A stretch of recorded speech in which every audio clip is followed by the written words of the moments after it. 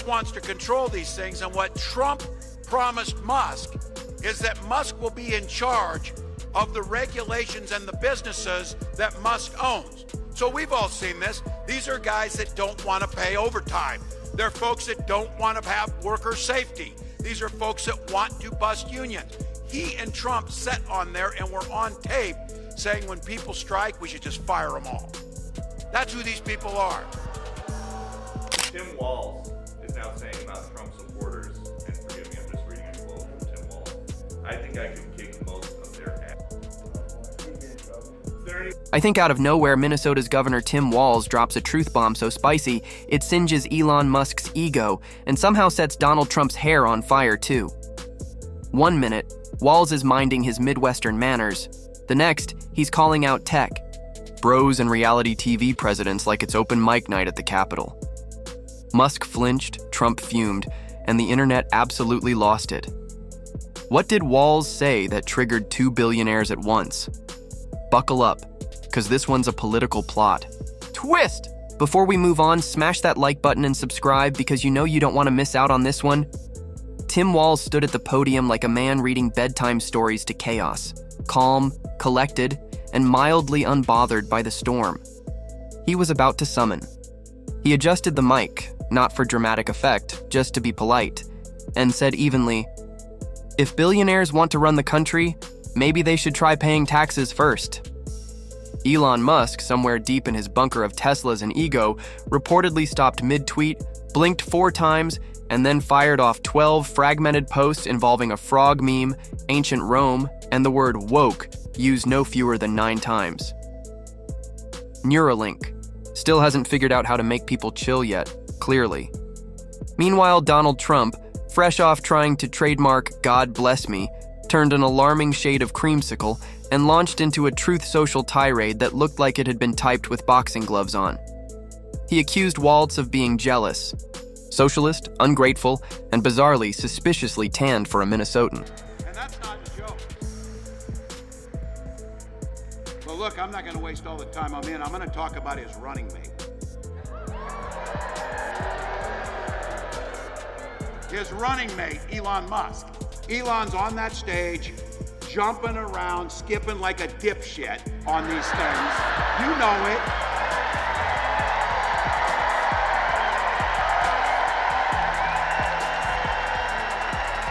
Think about it. Think about that. That guy is literally the richest man in the world, spending millions of dollars to help Donald Trump buy an election. Sources confirmed the post was edited 6 times because he couldn't spell governor without autocorrect changing it to Grosvenor. Now, Tim Walz isn't exactly the guy you'd expect to roast billionaires into oblivion. He's a pragmatic Midwest dad with policy papers and sturdy shoes. But this moment, oh, it hit like a protein-packed granola bar of truth. It wasn't flashy, it was fatal. The quiet confidence, the Midwestern shrug, the implication that maybe, just maybe, the people launching rockets and selling flamethrowers shouldn't also be deciding educational policy and pandemic response. The internet, of course, went absolutely feral. Let's be real, this wasn't just about taxes. It was about the growing tension between actual elected officials and rich dudes with Twitter accounts and savior complexes. Walz basically held up a polite little mirror and said, "Hey, maybe democracy shouldn't be decided by vibes and vanity, metrics." And somehow, that was the deepest cut of all. Now we've got 2 men, worth a combined GDP of several small countries, both acting like Tim Walz keyed their yacht. And Walz? He's still out here governing, sipping lukewarm coffee, and not tweeting through it. The man poked the richest bears in the woods and then casually went back to doing his job. Tim Walz isn't a headline guy. He's more of a cleanup after the event kind of guy. The governor of Minnesota doesn't usually... If you were a billionaire like his good buddy Elon Musk, things were really good because you got a tax cut, the rest of us got screwed. That's the way it worked during that time. Now, Elon says he is going to be, and Trump says that he's going to be Trump's economy czar. Now, he says to make the economy work better, we're going to have to crash it first in order to save it. Now, he told you, get ready. Elon said, American folks, you're going to go through some hardships. Now you tell me, what the hell does the richest man on earth know about hardship?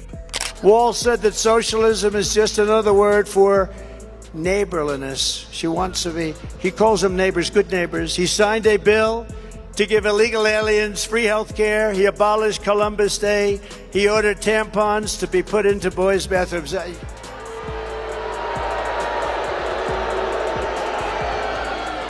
Do we have any children here? Please close your ears. He ordered tampons in boys. Enter political theater with a flamethrower. He brings a spreadsheet, a thoughtful pause, maybe a fleece vest.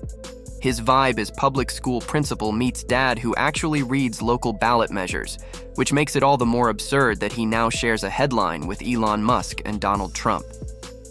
Elon, who's been spiraling ever since he spent $44 billion to turn Twitter into a poorly lit subreddit. The man has gone from tech visionary to the guy who live tweets at 3 a.m. about ancient Greek philosophy. He's a menace. He is an unelected billionaire, and to have him put himself out there, he said that race will determine the direction of the country and how popular President Trump is, and it would determine the direction of Western civilization. If that's true, I'm glad to say that the oligarchs lost, democracy won, and we're in better space than we were yesterday. So I have pretty strong feelings about that, and I'm really proud of Wisconsin. Philosophy and beef jerky shortages. He renames Twitter to X, confuses everyone, and then acts surprised when advertisers flee like it's a fire drill. He's the richest man in the world and somehow still has the digital poise of a sleep-deprived Reddit mod. And then there's Donald Trump, the one-man news cycle. He could be trapped in an elevator and still find a way to release a press statement, blaming windmills. The man's been running on a platform of I'm still mad for nearly a decade. He's got a full-time grudge budget. So how do these three end up in the same chaotic group chat of public discourse? One sentence from Walz. That's how? The calmest guy in the room drops a logic bomb about billionaires needing to pay taxes before running the country. And suddenly, Elon and Trump are fighting over who gets to be the most offended. It's like a political version of one of these things is not like the other. Walz shows up with policy points and Midwestern humility, while Musk and Trump are two drama magnets cosplaying as public servants. Elon's tweeting diagrams no one asked for, and Trump's declaring war on maple syrup. Meanwhile, Walz just wants to talk about school funding. And yet here we are, 3 men, 1 mic, 0 chill. The strange magic of the moment is that Walz didn't raise his voice, didn't throw shade. He just did the most dangerous thing a public official can do in 2025. He made sense. And that, apparently, is the new political provocation. It's like watching someone calmly push over a house of Jenga blocks made of ego, and the noise it made was deafening. Now, everyone's watching Walz like he's the unexpected wild card, wondering if the quiet guy with the facts might actually be the biggest disruptor of them all. It was the kind of moment that starts as a ripple and ends in a tsunami. Governor Tim Walz, the mild-mannered Midwesterner best known for governing without drama or tweet storms, made a comment so grounded, so shockingly rational, it sent Elon Musk and Donald Trump into a tailspin. And no, he didn't shout. He didn't throw shade with a meme. He simply told the truth out loud in a tone that sounded more like a weather report than a viral takedown. That was the power of it. He was standing at a press conference talking about public trust, infrastructure, or something equally boring by Twitter standards when he pivoted into a brief but brutal assessment of the billionaire distraction syndrome, infecting American politics. Not as saviors, not as misunderstood geniuses, but as men whose egos have outpaced their usefulness. That was it. No theatrics, no profanity, just a clean Midwestern mic drop. And within hours, it detonated across the internet. Musk, predictably, short-circuited. The man who built an empire on rockets, batteries, and impulse control issues couldn't handle a governor from Minnesota pointing out that maybe turning Twitter into a digital wasteland of trolls, bots, and banned journalists wasn't helping. Democracy thrive. Musk fired off a string of erratic posts within minutes. Something about free speech, something about deep state interference, something about how Tim Walz clearly doesn't understand innovation because he's never launched a car into space. Classic Musk deflection. His followers rallied, accusing Walz of being jealous, irrelevant, and, in one incredible thread, a lizard person. But nothing landed. Walz didn't engage. He didn't respond. He let Elon spiral because sometimes silence is louder than a million tweets. But it wasn't just Musk who lost his grip. Trump, never one to miss a perceived insult or a chance to make someone else's moment about himself, dove headfirst into the firestorm. Even though Walz's comment wasn't even aimed directly at him, Trump treated it like a personal betrayal. Within hours, a Truth Social post appeared that read like it was ghostwritten by an angry Florida retiree hopped up on Fox News and Diet Cola. Trump accused Walz of disrespecting America's greatest innovators, being part of a secret cabal determined to destroy free enterprise, and of being too boring to be on television. The post was unhinged, even by Trumpian standards, but again, Walz said nothing, which of course made it worse. Trump and Musk don't know what to do with a target that won't fight back. They're used to outrage. They feed on it. They build empires on it. But Walz refused to give them what they needed. He just kept doing his job, and that to them is unforgivable. The full quote, which made its way into every headline from Politico to TikTok, was simple. When you have individuals with massive platforms using them to promote misinformation, personal grudges, and conspiracy theories, the damage isn't just political, it's cultural. It eats away at public trust. That's not leadership, that's narcissism with a budget. And then he smiled, that calm, infuriating Minnesota smile that says, I'm not mad, I'm just disappointed. He didn't even name Trump until later, when a reporter asked him directly what he thought of the former president's reaction. Walz paused, then said, I think the last time Donald Trump told the truth, he accidentally walked into the wrong wedding. Boom. That was the moment. The quiet detonation that confirmed what everyone suspected. This wasn't a fluke. Walz had receipts, and he wasn't afraid to use them. He went on to calmly list Trump's record, not with fire and brimstone, but with bullet point clarity. His attacks on democratic institutions, his attempt to overturn an election, his embrace of extremism, his endless grift disguised as patriotism. He said it like he was reading the side effects of a particularly dangerous medication, may cause chaos, civil unrest, and hallucinations of grandeur. It wasn't a rant, it was an audit, and that's what made it lethal.